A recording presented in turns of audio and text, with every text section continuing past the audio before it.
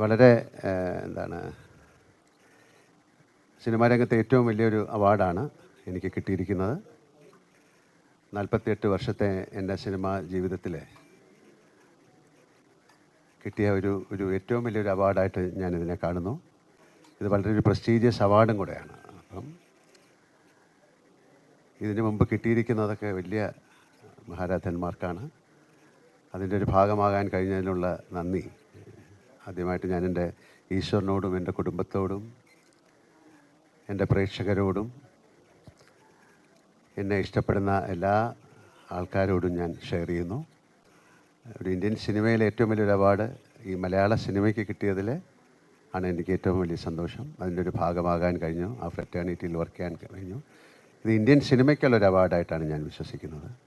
എപ്പോഴും അങ്ങനെയുള്ളൊരു കാര്യം വരുമ്പോൾ നമുക്ക് ആദ്യം അത് വിശ്വസിക്കാൻ പറ്റില്ലല്ലോ. എന്നെ പ്രൈം മിനിസ്റ്റർ ഓഫീസിൽ നിന്നാണ് വിളിക്കുന്നത്. ഞാൻ ഒരു ഷൂട്ടിൻ്റെ അകത്തായിരുന്നു. അപ്പോൾ അവർക്കിത് പറഞ്ഞ് ഓക്കെ ആണോ എന്ന് ചോദിക്കണം അല്ലേ. നമുക്കത് ആ കൺസെൻറ്റ് കിട്ടിയാലേ അവർക്ക് അനൗൺസ് ചെയ്യാൻ പറ്റുള്ളൂ. അപ്പോൾ അത് ആദ്യം നമുക്കത് നമ്മൾ സ്വപ്നത്തിൽ പോലും ചിന്തിക്കാത്തൊരു കാര്യമാണല്ലോ അല്ലേ.